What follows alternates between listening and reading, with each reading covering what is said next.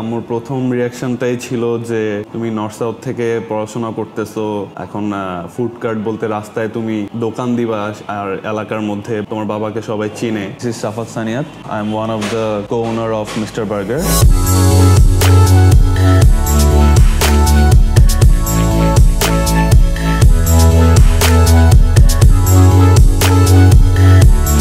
আমরা 5 জন একটা ট্যুরে যাচ্ছিলাম। সেই ট্যুরের মধ্যে গাড়িতে বসে বিভিন্ন কথাবার্তা চলতেছিল, কিন্তু কথায় কথায় উঠলো যে আমরা কিভাবে মানে লাইফে কি করব না করব। তো হুট করে একজনের মাথায় প্ল্যান আসলো যে ফুড বিজনেসটা এখন খুব চলতেছে, লাইক এখন দেয়া যায়, ইনভেস্ট খুব কম প্রয়োজন হয়। তো বাসায় যাওয়ার পরে মার সাথে আলাপ করলাম যে এরকম এরকম ফুড কার্ট দিব। তো আম্মুর প্রথম রিয়াকশনটাই ছিল যে তুমি নর্থ সাউথ থেকে পড়াশোনা করতেছো, এখন ফুড কার্ট বলতে রাস্তায় তুমি দোকান দিবা আর এলাকার মধ্যে আমার বাবাকে সবাই চিনে, চিন্তা করে দেখো, তোমার আব্বু আসু কথা বলে দেখো কি হয়। আব্বু ফার্স্টে বললো যে পড়াশোনা এখন হ্যাম্পার হবে, দিবা কিনা চিন্তা করে দেখো। আমি বললাম যে হ্যাঁ, আমি মোটামুটি মাইন্ডসেট করছি যে দেওয়া যায়। তো ঠিক আছে, কত কি ইনভেস্ট লাগবে, সে সময় তো আমরা স্টুডেন্ট, হাতেও টাকা পয়সা নাই। তো বাবা থেকে হচ্ছে আমরা প্ল্যান করছি এক একজন 30K করে দিব, 30,000 টাকা। সেক্ষেত্রে 5 জন 1.5 লাখ টাকা হবে, ওইটা দিয়ে মোর দেন এনাফ রাস্তায় একটা গাড়ি দেওয়ার জন্য। শুরু করলাম, ঠিক আছে, আব্বু রাজি হলো। তো সব রেডি করার পরে এলাকায় ফার্স্ট খিলগা ভূতের আড্ডার ঠিক ডান পাশে একটা স্কুলের সামনে আমরা জায়গা ঠিক করি যে আমরা এই জায়গাটায় ফুড কার্টটা বসাবো। তো পলিটিক্যাল অনেক ঝামেলা ছিল, সেগুলোও আমরা ট্যাকেল দিছি।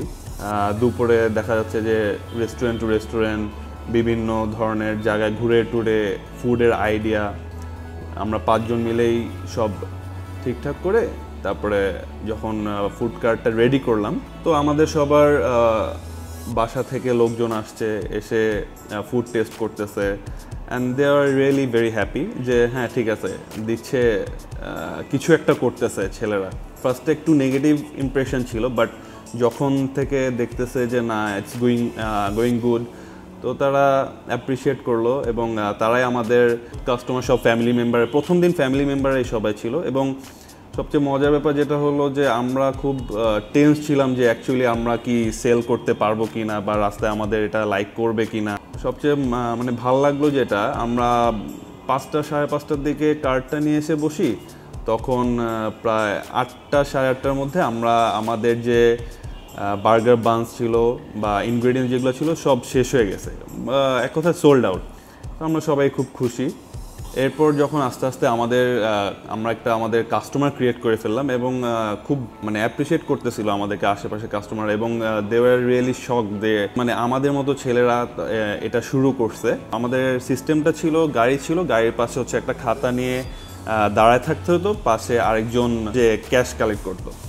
তো লাইক দে আর কনফিউজ যে আমাদের কাছে কি অর্ডারটা করবে।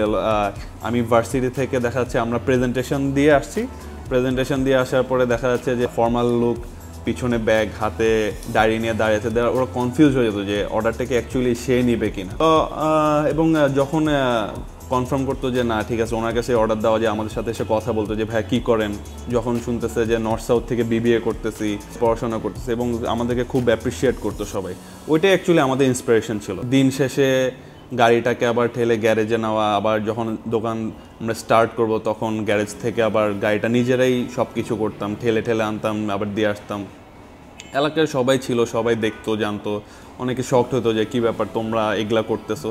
2 বছর বিজনেস করার পরে আস্তে আস্তে যখন আমরা একটা ক্যাপিটাল ক্রিয়েট করার চেষ্টা করলাম, ক্যাপিটাল হলো, এরপরে আমরা চিন্তা করলাম যে না অনেক তো হয়েছে, এবার আরেকটু বড় করে চিন্তা করা যাক।